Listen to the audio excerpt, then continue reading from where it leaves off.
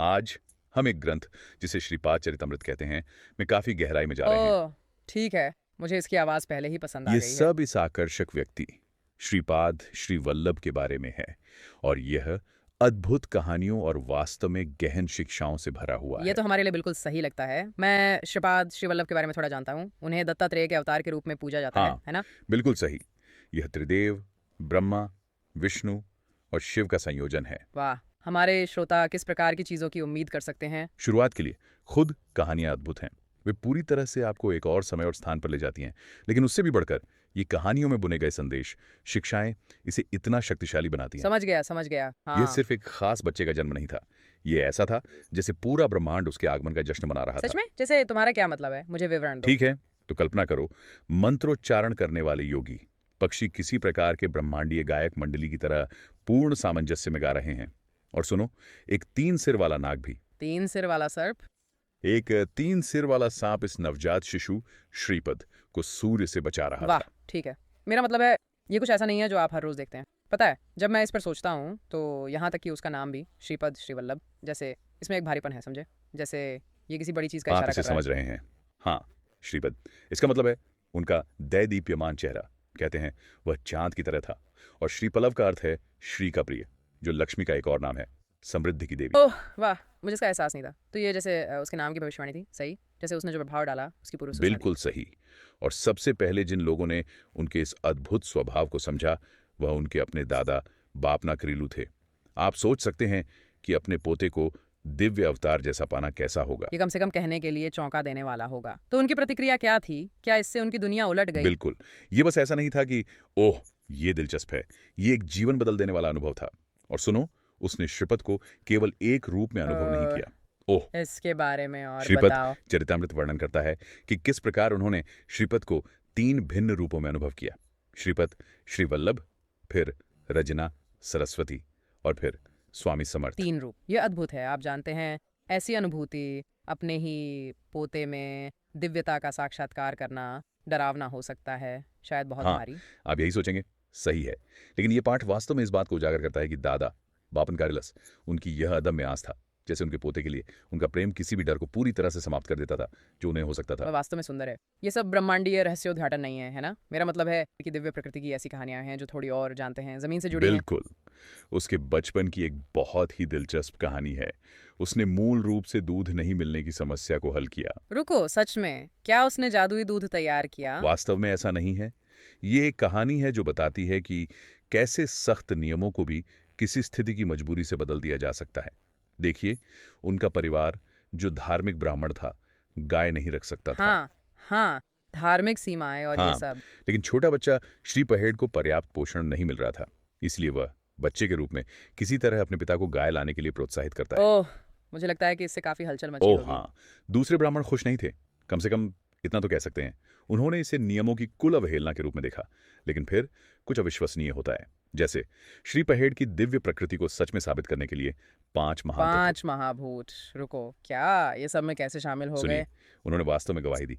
पृथ्वी, जल, अग्नि, वायु और आकाश, सबने इन नाराज ब्राह्मणों को यह समझाने के लिए आवाज उठाई कि यह कोई साधारण बच्चा कोई नहीं था। मज़ाक नहीं। तो 5 तत्वों ने इस छोटे से बच्चे के लिए वादा किया जिसने बस थोड़ा दूध लेना चाहा। हाँ, और ये एक ऐसी कहानी है जो वास्तव में दिखाती है कि कैसे प्रकृति की ताकतें भी श्रीपद की दिव्यता को मानती हैं।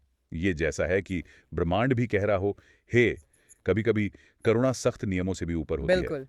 मुझे ये कहानियाँ बहुत पसंद आ रही हैं, लेकिन और भी हैं, सही ओह, कहा। और भी बहुत कुछ इस तरह की कहानियों से भरा है जो श्रीपद की करुणा और जरूरतमंदों की मदद करने की उनकी तत्परता को दर्शाती हैं। और ये तो कहानी की बस शुरुआत है, मैं शर्त लगाता हूँ, और भी ओह होना चाहिए। हाँ, हम तो बस शुरू कर रहे हैं।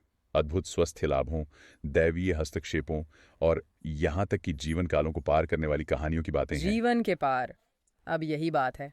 हमें इसमें गहराई तक जाना हम इस होगा। सब में और अधिक गहराई से जाएंगे, तो जुड़े रहें, क्योंकि हम श्रीपाद श्रीवल्लभ की रहस्यमयी कहानियों को खोलने वाले हैं और देखेंगे कि ये प्राचीन कहानियां आज भी हमसे कैसे बात करती हैं। मैं इसके लिए तैयार हूँ, ये अच्छा होने वाला है। अब हम कहाँ थे? वह सिर्फ करिश्मे नहीं कर रहा है, वह वास्तव में लोगों को कुछ गहरा सिखाने की कोशिश कर रहा है ना? बिल्कुल, एक बहुत ही रोचक कहानी है एक आदमी की, दत्तानंद स्वामी। ये आदमी एक भाषण विकार और एक वाकई दुर्बल बीमारी से जूझ रहा था। ओह वाह, ये कठिन है। तो फिर श्रीपद ने क्या किया? क्या उसने उसे छूकर ठीक कर उसने दिया? उसे ठीक किया, हाँ, लेकिन उसने कुछ और भी किया जो बहुत दिलचस्प है। उसने दत्तानंद स्वामी की तकलीफ के पीछे का पूरा कर्मिक कारण समझाया। रुको ठहरो, वह जीवन कालों के पार देख सकता हाँ, था। जाहिर तौर पर उन्होंने बताया कि यह सब पिछले जीवन में कुछ अच्छे काम न करने की वजह से हुआ। कर्मा? अरे तो ये सिर्फ यादृच्छिक दुर्भाग्य के बारे में नहीं है, ये उन कार्यों के बारे में है जिनके परिणाम होते हैं जो जीवन काल से गूंज सकते हैं। यही तो। और इन संबंधों को उजागर करके श्रीपद सिर्फ इस व्यक्ति को नहीं ठीक कर रहे, वह उसे और विस्तार से हमें जीवन की इस पूरी चक्रीय प्रकृति के बारे में सिखा रहे हैं। हाँ, यह वेदना अद्भुत है ना? यह विचार कि हम सिर्फ एक जीवन नहीं जी रहे, बल्कि कई जीवन जो कर्म से जुड़े हुए सही है। हैं। ये आपको चीज़ों के बारे में थोड़ा अलग तरह से सोचने पर मजबूर करता है। और जब जीवन काल की बात आती है तो एक और कहानी है जहाँ श्री मस्तक वास्तव में किसी के भविष्य के पुनर्जन्म की भविष्यवाणी करते हैं। ये भक्त, उनका पुनर्जन्म गज महाराज के रूप में होगा। गज महाराज, मैंने उनके बारे में सुना है। एक प्रसिद्ध सामाजिक सुधारक, आध्यात्मिक वही नेता। है। और श्री पहेड़ वह सब कुछ सामने रखता है, न केवल पुनर्जन्म बल्कि गज महाराज का पूरा उद्देश्य मानवता की सेवा करना भी। ये जैसे इस विचार को मजबूती देता है कि हमारी जिंदगी वे अलग अलग घटनाएं नहीं हैं, वे कुछ बहुत बड़े का हिस्सा हैं जिसे कर्म और पुनर्जन्म ने एक साथ तो बुना है। यह हमारे आज के कार्यों की तरह है। वे केवल अभी हमें प्रभावित नहीं कर रहे हैं, बल्कि वे ये भी तय कर रहे हैं कि हम आने वाले जीवन में कौन बनेंगे। ये एक बड़ी जिम्मेदारी है। सही है, ऐसा है। आपकी जिंदगी का एक उद्देश्य है जो केवल इस एक जीवन काल से कहीं आगे तक जाता है, सोच में डूबा देता है ना? ये निश्चित रूप से करता है, लेकिन ये आपको ये भी एहसास कराता है कि हमारे पास अपनी नियति को आकार देने की शक्ति है, सिर्फ इस जीवन में ही नहीं, बल्कि भविष्य के जीवन में भी। बिल्कुल। ऐसा लगता है जैसे हम भाग्य के केवल मोहरे नहीं हैं, हमारे पास विकल्प हैं और उन विकल्पों के परिणाम होते हैं जो खैर, ये जीवन भर गूंज समय सकते हैं। काफी गहन है ना? हाँ, लेकिन यह अत्यधिक सशक्त भी है, क्योंकि इसका मतलब है कि हमारे पास सकारात्मक परिवर्तन लाने की शक्ति है, न सिर्फ अपने लिए बल्कि आने वाली पीढ़ियों के लिए भी। मुझे वह पसंद है। और यह सब कुछ भव्य ब्रह्मांडीय रहस्य उद्घाटन के बारे में नहीं है। श्रीपाद चरितामृत में भी दिखाया गया है कि श्रीपाद अपने समय के सामाजिक मुद्दों में शामिल हो रहे थे। वास्तव में कोई उदाहरण तो दो। एक कहानी है एक राजा के बारे में जो अपने राज्य में चोरी की समस्या से परेशान है। जैसे कि यह पूरी तरह से नियंत्रण से बाहर है और उसने इसे रोकने के लिए सब कुछ आजमा ठीक लिया है। है। स्वाभाविक रूप से वह मदद के लिए श्रीपाद की ओर रुख करता है और श्रीपाद होने के नाते वह एक असामान्य तरीका अपनाते हैं। मुझे अनुमान लगाने दो, क्या वह सिर्फ जादू से सभी चोरी का माल फिर से प्रकट नहीं करता, है ना? नहीं, वह छुप कर काम करने जाते हैं, खुद को एक रूप में भेज बदल कर। वह ऐसा करके क्या हासिल करना चाह रहा था? ये एक शक्तिशाली बयान है ना? विशेष रूप से यह देखते हुए कि श्रीपद के समय जाति व्यवस्था कितनी कठोर थी।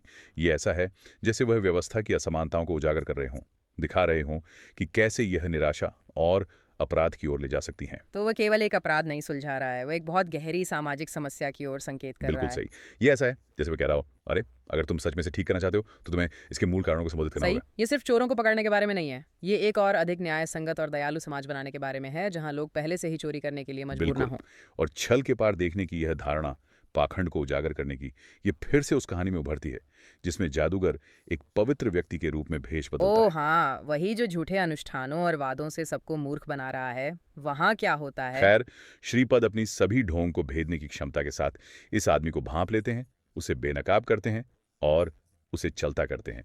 तो वह सच्ची आध्यात्मिकता के महत्व के बारे में बता रहे हैं, बनावटी अनुष्ठानों से ऊपर। आज भी यह संदेश प्रासंगिक है ना? दिखावे और खोखले इशारों में फंसना आसान है, लेकिन सच्ची आध्यात्मिकता या आंतरिक परिवर्तन के बारे में है। बिल्कुल। और फिर यह है, खैर, एक तरह की नाटकीय कहानी। ऐसा लगता है कि वे अपने पतियों द्वारा शारिपत और उनकी शिक्षाओं पर दिए जा रहे ध्यान से ईर्ष्या कर रहे थे। ऐसा है जैसे वे उनके प्रभाव से धमकी महसूस कर रहे थे। ओह जानते हैं, वाह, ये तो गहरी ईर्ष्या है। उन्होंने वास्तव में उसे नुकसान पहुंचाने की साजिश रची, लेकिन बदले में कुछ करने के बजाय शरीपत उन्हें माफ कर देते हैं। उसने उन्हें माफ कर दिया, बस यूं ही, अपने बचाव में कुछ भी नहीं कहा। हाँ, बिल्कुल ऐसे ही। और वह एक कदम आगे बढ़ जाता है। वह उन्हें बाहरी सुंदरता की अस्थिरता के बारे में सिखाता है और जैसे दयालुता जैसे आंतरिक गुणों को विकसित करने के महत्व के बारे में भी।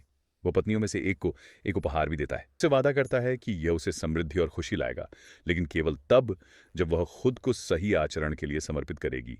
यह एक याद दिलाता है कि सच्ची खुशी भीतर से आती है, खुद को दिव्यता के साथ संरेखित करके, न कि बाहरी संपत्ति या दिखावे से। ये एक शक्तिशाली संदेश है, विशेष रूप से आज की दुनिया में जहां बाहरी मान्यता और भौतिक संपत्ति पर इतना बिल्कुल। जोर दिया जाता है। और ये केवल कई विचार उत्तेजक संदेशों में से एक है जो श्रीपाद चरितामृत की गाथा में बुना गया है।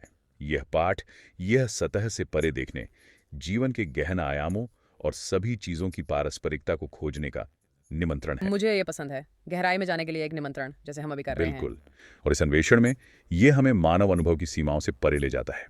पाठ श्रीयपद की अंतिम यात्रा उनके दिव्य लोकों में आरोहण का वर्णन करता है। अच्छा, यह मुझे सुनना है। उसका आरोहण कैसा था? क्या यह एक आग के रथ जैसा था या इसे कुछ? गौरवमयी, एक सच्ची आरोहण के रूप में वर्णित किया गया है। वह अपने पीछे शिक्षाओं की गहरी विरासत और निश्चित रूप से वफादार अनुयायियों का एक समुदाय छोड़ जाते हैं, लेकिन पृथ्वी पर उनका समय समाप्त हो जाता तो है। ये एक साधारण और उन्होंने खुशी-खुशी जीवन व्यतीत किया अंत नहीं है। ये अधिक एक संक्रमण की तरह है, सही कहा। उसकी यात्रा का एक निरंतरता है, लेकिन एक अलग स्तर बिल्कुल। पर। और हिंदू धर्म में मृत्यु को एक पूर्ण विराम नहीं माना जाता। ये एक संक्रमण है, आत्मा की इस निरंतर यात्रा का एक और समझ कदम। में आता है। तो भले ही श्रुपद अब शारीरिक रूप से मौजूद नहीं हैं, उनका प्रभाव, उनकी शिक्षाएं, वे इस ग्रंथ श्रुपद चरितामृत के माध्यम से जीवित हैं। ऐसा है जैसे उनकी बुद्धिमत्ता अब भी बाहर लहराती हुई है, उन लोगों को प्रभावित कर रही है जो उनके बाद और आते हैं। ये हमें पाठ के एक और आकर्षक पहलू की ओर ले जाता है, कहानियां जो जीवन भर फैली होती हैं। ओह! हाँ, हम पहले इसके बारे में बात कर रहे थे। ये विचार कि कार्यों के परिणाम कई जीवन काल से परे जा सकते हैं। बिल्कुल। उस भक्त की कहानी याद है जो गज महाराज के रूप में पुनर्जन्म लेने वाला है। जैसे श्रीपाद सिर्फ एक जीवन नहीं देख रहे हैं, वह पूरे कर्मिक यात्रा को देख रहे हैं, कई जन्म और मृत्यु सब जुड़े हुए। तो ये ऐसा है जैसे हम सब इस विशाल गलीचे का हिस्सा हैं, है ना? कर्म और पुनर्जन्म से एक साथ बुने हुए। हाँ, ये हमें उन विकल्पों के बारे में सोचने पर मजबूर करता है जो हम चुनते हैं, और कैसे वे न केवल हमारे वर्तमान को बल्कि हमारे भविष्य के अवतारों को भी आकार दे सकते हैं। बिल्कुल, लेकिन यह सब भाग्य पर निर्भर नहीं है ना? हमारे पास अभी भी दुनिया में सकारात्मक बदलाव लाने की शक्ति है। बिल्कुल। और यही वो जगह है जहाँ भक्ति की अवधारणा आती है, जो इस श्री टेट चरितामृत का एक बड़ा हिस्सा है। सही, श्रीपाद श्री वल्लभ के प्रति समर्पण। इसे इस शक्तिशाली शक्ति के रूप में चित्रित किया गया है, जो वास्तव में जीवन को बदल सकती है और लोगों को आध्यात्मिक मुक्ति की ओर मार्गदर्शन कर सकती लेकिन है। इस संदर्भ में भक्ति का वास्तव में अर्थ क्या है?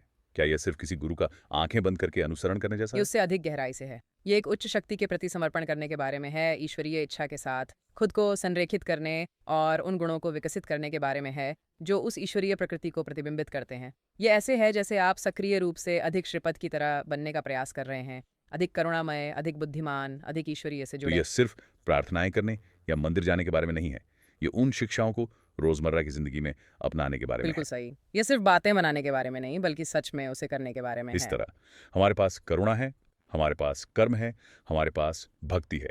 श्रीपाद चरिताम मूल वास्तव में सोचने के लिए बहुत कुछ प्रदान करता है। यह वास्तव में ऐसा करता है और यह इसे इन अद्भुत कहानियों के माध्यम से एक आकर्षक तरीके से करता है। मेरा मतलब है चमत्कार, ईश्वरीय हस्तक्षेप, जानवरों का बात करना। यह एक आध्यात्मिक रोमांच की तरह हाँ, है।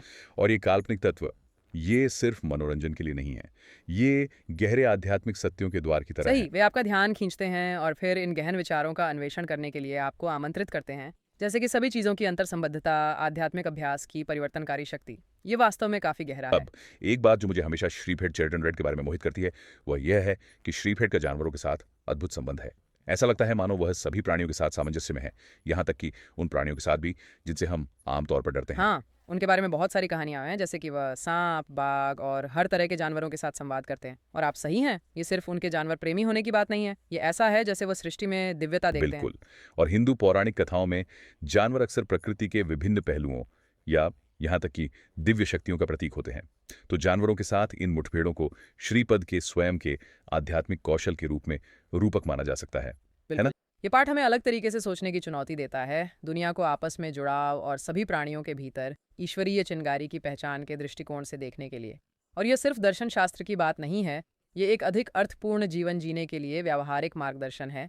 जैसे हम वास्तव में इन गुणों जैसे करुणा, ज्ञान और भक्ति को अपने दैनिक जीवन में कैसे विकसित करें। ठीक है, तो चलिए चीजों के व्यावहारिक पक्ष के बारे में बात करते हैं। पाठ में आध्यात्मिक प्रथाओं का उल्लेख है, सही, जो गुण हम वास्तव में विकसित कर सकते हैं। बिल्कुल, ध्यान, जप और निष्काम सेवा जैसे अभ्यासों के महत्व पर जोर देता है। ये केवल सामान्य अनुष्ठान नहीं है, ये हमें मन को शांत करने, दिव्य से जुड़ने और हृदय को शुद्ध करने में मदद करने के उपकरण हैं। और ये प्रथाएं, इन्हें कठोर या संकीर्ण दृष्टिकोण वाला नहीं होना चाहिए। सही है, ये आपके लिए जो काम करता है, जो आपकी अपनी आंतरिक दिव्यता से जुड़ने में मदद करता है, उसे ढूंढने के बारे में है। ठीक है, और ये अकेले की यात्रा नहीं है। ये पाठ, गुरु, आध्यात्मिक शिक्षक के मार्गदर्शक के रूप में महत्व को भी उजागर करता है। हाँ, गुरु, अक्सर रहस्य में डूबी हुई एक आकृति। श्रीपाद चरितामृत के अनुसार उनकी भूमिका क्या है? गुरु को किसी ऐसे व्यक्ति के रूप में देखा जाता है जो व्यक्तिगत मार्गदर्शन दे सकता है, जिसने स्वयं उस मार्ग पर चला है और चुनौतियों को पार करने में आपकी मदद कर सकता है। ये एक आध्यात्मिक मार्गदर्शक की तरह है, एक कोच जो आपको आपकी कमियों को देखने और आपकी साधना के प्रति समर्पित रहने में मदद कर सकता है। लेकिन एक सच्चे गुरु को खोजना ये थोड़ा मुश्किल हो सकता है ना? वहाँ इतने सारे स्वयं घोषित शिक्षक ये हैं। सच है और यही कारण है कि श्रुपद शुद्धम जड़ विवेक के महत्व पर जोर देता है। बिना किसी को अंधाधुंध अनुसरण करने से पहले अध्यापकों और शिक्षाओं का सावधानीपूर्वक मूल्यांकन करने का, ये अपनी अंतर्दृष्टि पर भरोसा करने और सुनिश्चित करने के बारे में है कि उनके शब्द और कार्य मेल खाते हों। इसलिए हाँ, एक गुरु खोजें, लेकिन आंख बंद करके किसी का अनुसरण न करें। विवेकशील बने, आलोचनात्मक बने और सुनिश्चित करें कि उनके मूल्य आपके स्वयं के साथ मेल खाते हैं। बिल्कुल, ये एक ऐसे मार्गदर्शक को ढूंढने के बारे में है जो वास्तव में आपकी आध्यात्मिक वृद्धि का समर्थन कर सके और आपको अपनी आंतरिक बुद्धिमत्ता से जुड़ने में मदद करे। और श्रीपद चरदामृत ये यात्रा के लिए एक तरह का नक्शा है। इसमें कहानियाँ, शिक्षाएं और व्यावहारिक दिशा निर्देश भरे हुए हैं जो हमें आध्यात्मिक मार्ग की जटिलताओं को समझने में मदद कर सकते हैं और अंततः हमें मुक्ति की ओर ले जा सकते हैं। मुक्ति, ये काफी गहरा लगता है। इस संदर्भ में इसका वास्तव में क्या अर्थ है? खैर, मुक्ति या मोक्ष यह जन्म और मृत्यु के चक्र को पार करने, पीड़ा से मुक्ति प्राप्त करने और हमारी दिव्य सच्ची प्रकृति को जानने के बारे में तो ये है। दुनिया से भागने या स्वर्ग जाने के बारे में नहीं है। ठीक ऐसा नहीं, ये ज्यादा एक बुनियादी चेतना का बदलाव है। एक ये पहचानना कि हमारी सच्ची आत्मा शारीरिक शरीर या अहंकार की सीमाओं से बंधी नहीं है। ये सभी सृजन के दिव्य स्रोत के साथ हमारे एकत्व को पहचानने के बारे में ये काफी है। तीव्र लगता है, लेकिन साथ ही बेहद मुक्तिदायक भी। जैसे अगर हम उन सभी चीजों को छोड़ सकें जो हमें नीचे खींचती हैं, सभी डर और लगाव, तो हम शांति और मुक्ति की गहरी अनुभूति कर सकते हैं। बिल्कुल। और श्रीकांत चरितामृत ये सुझाव देता है कि यह मुक्ति का मार्ग सभी के लिए खुला है, चाहे उनका पृष्ठभूमि या पिछला अनुभव कोई भी हो। ये आंतरिक होने की इच्छा के बारे में है, दिव्य के साथ गहरे संबंध को विकसित करने और एक जीवन को करुणा, ज्ञान और निःस्वार्थ सेवा से प्रेरित होकर जीने के बारे में ये इस है। बारे में नहीं है कि हम कहाँ से आए हैं या हमने क्या किया है। ये इस बारे में है कि हम कौन बनना चुनते हैं और इस क्षण में हम कौन से कदम उठाते हैं। यह आशा और सशक्तिकरण का संदेश है। हम सभी में मुक्ति के लिए, आध्यात्मिक जागरण के लिए एक क्षमता होती है, यदि हम प्रयास करने और इस राह पर चलने के लिए तैयार हों। और श्रीपाद चरितामृत अपनी कहानियों, शिक्षाओं और व्यावहारिक मार्गदर्शन के साथ उस यात्रा के लिए जैसे एक मार्गदर्शिका है। ये ज्ञान का खजाना है जो हमें चुनौतियों का सामना करने में मदद कर सकता है, दिव्य से जुड़े रहने में मदद कर सकता है और अंततः हमारी पूर्ण क्षमता को साकार कर सकता आप है। जानते हैं, एक कहानी वास्तव में मुक्ति के इस विचार को स्पष्ट करती है, हमारी सच्ची प्रकृति को दिव्यता के रूप में पहचानने का। ये उस कहानी के बारे में है कि कैसे श्रीपद ने एक राजा के राज्य में चोरी की समस्या का समाधान हाँ, किया। ये एक आध्यात्मिक जासूसी कहानी है जिसमें सामाजिक न्याय का शक्तिशाली संदेश है। बिल्कुल, ये एक कहानी है जो दिखाती है कि श्रीपाद केवल व्यक्तिगत आध्यात्मिक विकास की परवाह नहीं करते थे, वह समाज की समग्र भलाई के लिए भी गहराई से चिंतित थे। और स्वयं को के रूप में प्रच्छन्न करके वह प्रणालीगत असमानताओं के बारे में एक शक्तिशाली बयान दे रहा था जो अक्सर अपराध और दुख का कारण बनती है। वह यथास्थिति को चुनौती दे रहा था, ये दिखाते हुए कि सच्चा आध्यात्मिक नेतृत्व अन्याय के मूल कारणों को संबोधित करना और एक अधिक समान और दयालु समाज की दिशा में काम करना शामिल है। और यह केवल सामाजिक न्याय के बारे में नहीं है। श्रीपाद चरितामृत सच्ची आध्यात्मिकता को झूठे दिखावे से अलग करने के महत्व पर भी जोर देता है। उन लोगों की आलोचना करने का जो दूसरों का शोषण करते हैं या शक्ति का दुरुपयोग करते हैं, भले ही वे आध्यात्मिक अधिकार होने का दावा करते हों। उस कहानी की तरह जिसमें एक जादूगर पवित्र व्यक्ति बनने का नाटक करता है, श्रीपद उसकी चालाकी को भांप लेते हैं, उसकी धोखाधड़ी का पर्दाफाश करते हैं और अपने भक्तों को नुकसान से बचाते हैं। ये एक अनुस्मारक है कि विवेकशील रहें, किसी भी व्यक्ति का आंख बंद करके पालन न करें जो आध्यात्मिक ज्ञान का दावा करता है, बल्कि उनके कार्यों को देखें, ये देखने के लिए कि वे वास्तव में उन मूल्यों के साथ जीवन जी रहे हैं जिन्हें वे प्रचार करते हैं या नहीं। बिल्कुल, ये हमारे अपने आंतरिक दिशा निर्देश, हमारे सही और सच्चे का बोध विकसित करने के बारे में है और उन लोगों से सवाल पूछने से नहीं डरने का जो दावा करते हैं कि उनके पास अधिकार है, खासकर जब उनके कार्य उनके शब्दों से मेल नहीं खाते। और चरितामृत भी विश्वासघात या नुकसान के बावजूद क्षमा की परिवर्तनकारी शक्ति पर जोर देता है। जैसे उन ईर्ष्यालु पत्नियों की कहानी में जो श्रीपद को नुकसान पहुंचाने की साजिश करती हैं, बदला लेने के बजाय वह उन्हें माफ कर देता है और उन्हें मार्गदर्शन और आशीर्वाद भी देता ये है। करुणा का एक क्रांतिकारी कार्य है।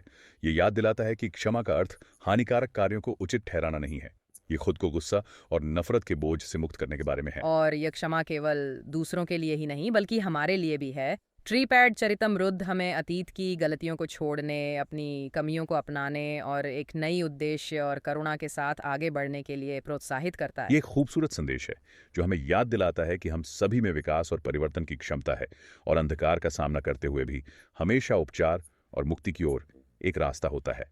श्रीपाद चरितामृत ये अद्भुत कहानियों से भरी हुई है। ये शिक्षाएं जो हमें अलग तरह से सोचने पर मजबूर करती हैं करुणा और पारस्परिकता के दृष्टिकोण से दुनिया को देखने और सभी प्राणियों में दिव्य अंतःस्फुरण को पहचानने ये एक की। पाठ है जो हमें गहराई में जाने, अस्तित्व के रहस्यों को खोजने और आध्यात्मिक मार्ग की अनंत संभावनाओं को खोजने के लिए आमंत्रित करता है। और आप जानते हैं, जब हम श्रीपाद चरितमृत की अपनी खोज जारी रखते हैं तो मैं सोचने से खुद को रोक नहीं सकता कि श्रीपाद की शिक्षाओं का उन पर क्या प्रभाव पड़ा जो उनके बाद आए। क्या उनकी विरासत जीवित रही? क्या उनका संदेश लोगों को प्रेरित और मार्गदर्शित करता रहा? ये एक बहुत अच्छा सवाल है। मेरा मतलब है, हम शेरपाद पर ही बहुत ध्यान केंद्रित कर रहे हैं, लेकिन ये देखना रोमांचक होगा कि कैसे उनकी शिक्षाएं बाहरी दुनिया में प्रभाव डाल रही हैं, दूसरों को प्रभावित कर रही हैं और उनके समय के आध्यात्मिक परिदृश्य को आकार दे रही हैं। क्या उसने ऐसे बीज बोए जो उसके जाने के बाद भी बढ़ते और खिलते रहे? और समय के साथ उसकी शिक्षाओं का कैसे विकास और अनुकूलन हुआ? हाँ, जो लोग उनके बाद आए, उन्होंने उनकी शिक्षाओं की व्याख्या कैसे की और अपने जीवन और संदर्भों में उन्हें कैसे लागू किया। यहाँ और भी बहुत कुछ खोजने को ये है। गहरी छानबीन, ऐसा लगता है कि ये बस शुरुआत है। अनावरण करने के लिए कई परतें हैं, खोजने के लिए कई कहानियां। मैं सहमत हूँ। श्रीपाद चरितमृत यह ज्ञान का विशाल सागर है और हमने अभी केवल उसकी सतह को छुआ है। तो हमारे श्रोताओं से हम आपको पुश करने का आग्रह करते हैं, इस पाठ और श्रीपाद श्री वल्लभ के जीवन के रहस्यों को गहराई से देखने का। आप जो खोज करेंगे उससे आप चकित हो सकते हैं। और याद रखें, आध्यात्मिक खोज का सफर चलता रहता है। सीखने के लिए हमेशा कुछ अधिक होता है, अनुभव करने के लिए और साझा करने के लिए। इसलिए खुले दिमाग, दयालु हृदय और गहराई में उतरने को तैयार रहें। कौन जानता है कि आपको कौन से रत्न मिल सकते आप हैं। जानते हैं, जब हम शेरपाड़ की शिक्षाओं के अन्य लोगों पर प्रभाव डालने की बात करते हैं तो यह मुझे भीम और नागराज कुलिशकर की कहानी के बारे में सोचने पर मजबूर करता है। ऐसा लगता है कि वहाँ बहुत सारी परतें हैं जिन्हें खोलना है। हाँ, वह कहानी वाकई मन में बैठ जाती है। भीम अपनी शारीरिक अक्षमता के साथ इस, मुझे नहीं पता, लगभग पौराणिक जीव के खिलाफ। ये एक क्लासिक दाऊद और गोलियत स्थिति है, लेकिन इसमें एक अतिरिक्त आध्यात्मिक आयाम है। और यह सिर्फ भीम के शारीरिक सीमाओं को पार करने की बात नहीं है।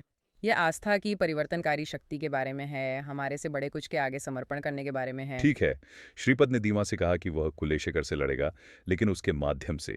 ये ऐसा है जैसे वह अपनी ताकत, अपनी शक्ति दीवा में चैनल कर रहा है। उसे यह, खैर, प्रतीत होता असंभव चुनौती पार करने की क्षमता दे रहा है। और लड़ाई के दौरान जब वीमा को कुलशेखर से ये चोटें मिलती हैं तो वह कमजोर नहीं होता, वास्तव में वह और भी मजबूत हो जाता है। ऐसा लगता है जैसे हर चोट उसकी सीमाओं को तोड़कर उसके असली सामर्थ्य को प्रकट कर रही है। हाँ, और इस प्रक्रिया में उसकी शारीरिक विकलांगता ठीक हो जाती है। ये एक बहुत शक्तिशाली रूपक है कि कैसे हमारी मानी हुई सीमाएं पार की जा सकती है जब हम स्वयं को दिव्यता के साथ जोड़ते हैं और उस शक्ति के स्रोत में प्रवेश करते हैं जो हमारे अपने अहंकार, हमारे अपने आत्मबोध से परे है। बिल्कुल सही। और भले ही कुलशेखर पराजित होते हैं, श्रीपाद उन्हें वहां पराजित और अपमानित छोड़ते नहीं हैं। वह वास्तव में सर्पराजा के साथ ये बातचीत करते हैं, ये बताते हुए कि उनकी पराजय भीम की ताकत के कारण नहीं बल्कि उनकी अपनी अहंकार के कारण ओह थी। हाँ, मुझे वह हिस्सा याद है। ये एक बहुत ही शक्तिशाली क्षण है। श्रीपद सिर्फ लड़ाई जीतने में दिलचस्पी नहीं रखते, वह उन लोगों के दिलों को बदलने में दिलचस्पी रखते हैं जो इसमें शामिल हैं, यहाँ तक कि अपने दुश्मनों के भी। सही है। ऐसा लगता है जैसे वह हमें दिखा रहा है कि जो लोग गलतियां करते हैं, नुकसान पहुंचाते हैं, उनके पास अभी भी सुधार की संभावना है। वे अभी भी सीख सकते हैं और आगे बढ़ सकते हैं। और ये सिर्फ कुलशेखर के बारे में नहीं है, ये हमारे बारे में भी है ना? ये याद दिलाता है कि हम सब गलतियां करते हैं, हम सबको अहंकार या गर्व के पल आते हैं, लेकिन हम उन अनुभवों से सीखने का विकल्प चुन सकते हैं, खुद को विनम्र बना सकते हैं और अपने आसपास के लोगों में दिव्य चिंगारी को पहचान सकते हैं। बिल्कुल। ये करुणा विकसित करने के बारे में है, यहाँ तक कि उन लोगों के लिए भी जो हमारे दुश्मन प्रतीत हो सकते हैं, क्योंकि अंततः हम सभी इस आपस में जुड़े अस्तित्व के जाल का हिस्सा हैं। और आप जानते हैं, केवल एक जीवन काल से आगे देखने का विचार, हमारी क्रियाओं की अनेक जन्मों और मरणों में पारस्परिकता को पहचानने का, ये एक विषय है जो श्रीपाद चरितामृत में बार बार आता है। ओह! बिल्कुल, जैसे वह कहानी कि कैसे श्रीपद माधव को इस भविष्य के राजा को समर्थन देने के लिए मार्गदर्शन करता है। ये ऐसा है जैसे वह उनकी पूरी कर्म यात्रा देख रहा है, समझ रहा है कि इस जीवन में उनके चुनाव कैसे आगे बढ़कर उनके भविष्य के जीवन और बड़ी योजना में उनकी भूमिकाओं को आकार ये देंगे। सोचकर दिमाग चकरा जाता है ना, कि हमारे आज के कार्य केवल हमारे वर्तमान को ही नहीं बल्कि हमारे भविष्य के अवतारों को भी प्रभावित कर सकते हैं। ये वास्तव में आपको रुककर हमारे हर निर्णय के महत्व पर विचार करने पर मजबूर करता है। ये निश्चित रूप से बहुत जिम्मेदारी है, लेकिन ये अत्यंत सशक्त भी है ना? क्योंकि इसका मतलब है कि हमारे पास अपनी किस्मत को आकार देने की शक्ति है, न केवल इस जीवन में बल्कि भविष्य के जीवन में भी। हम सिर्फ भाग्य के निष्क्रिय प्राप्तकर्ता नहीं हैं, हम अपनी वास्तविकताओं के निर्माण में सक्रिय भागीदार हैं। और यह हमें उस कर्म के विचार पर वापस लाता है जो श्रीपाद के शिक्षाओं में बहुत महत्वपूर्ण है। श्रीपाद श्रीतमृत लगातार हमें याद दिलाता है कि हमारे कर्मों के परिणाम होते हैं कि जो हम बोते हैं वही काटेंगे। लेकिन यह दंड या पुरस्कार के बारे में नहीं है, ये सभी चीज़ों के परस्पर संबंध को समझने के बारे में है, जीवन, मृत्यु और पुनर्जन्म की चक्रीय प्रकृति के बारे में है। और ये केवल व्यक्तिगत कर्म के बारे में नहीं है। ये पाठ सामूहिक कर्म के विचार को भी छूता है। इस विचार को कि हम सब आपस में जुड़े हुए हैं और हमारी क्रियाएं न केवल हम पर, बल्कि हमारे आसपास के लोगों, हमारे समुदायों और यहाँ तक कि पूरे विश्व पर भी प्रभाव डाल सकती है। बिल्कुल, ये ऐसा है जैसे हम सभी इस विशाल गाथा, मानवता की इस लगातार खुलती कहानी और हमारे विकल्पों में योगदान दे रहे हैं। वे तरंगे पैदा कर सकते हैं जो बाहर की ओर फैलती हैं, इतिहास की दिशा और चेतना के विकास को प्रभावित करती हैं। ये एक बहुत विनम्र सोच है ना? ये सोचना कि हम में से प्रत्येक के पास इस महान ब्रह्मांडीय नाटक में एक भूमिका है निभाने के लिए। लेकिन यह बेहद प्रेरणादायक भी है, क्योंकि इसका मतलब है कि हमारे पास सकारात्मक परिवर्तन लाने की शक्ति है, सभी जीवों की भलाई में योगदान करने की, न केवल इस जीवन में, बल्कि जीवन कालों के परे भी। और यह हमें उस भक्ति की अवधारणा तक ले जाता है जो श्रीपाद चर्दन रथ में इतनी बुनी हुई है। यह सिर्फ अंधविश्वास या पूजा के बारे में नहीं है। यह स्वयं को दिव्यता के साथ सक्रिय रूप से संरेखित करने, करुणा, ज्ञान और निःस्वार्थ सेवा के गुणों को विकसित करने के बारे में है। सही। और यही समर्पण, हमारे से भी बड़े किसी चीज के प्रति समर्पण के माध्यम से हम उस परिवर्तनकारी शक्ति, उस ऊर्जा को समझ सकते हैं जो हमें हमारी सीमाओं को पार करने और हमारी सच्ची क्षमता को प्राप्त करने में मदद कर सकती है। श्रीपाद चरितमृत ये इस यात्रा के लिए एक मार्गदर्शिका की तरह है।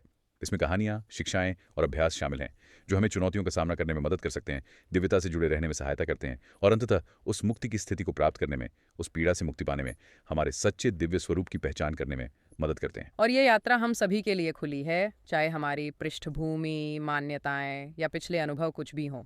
ये अंदर की ओर मुड़ने की इच्छा, ईश्वर के साथ गहरी जुड़ाव बनाने और करुणा, ज्ञान और निस्वार्थ सेवा के उन सिद्धांतों द्वारा जीवन जीने के बारे में है। इसीलिए हमारे श्रोताओं से हम आपको स्वयं श्रीपाद चरित्र को और अधिक जानने के लिए प्रोत्साहित करते हैं।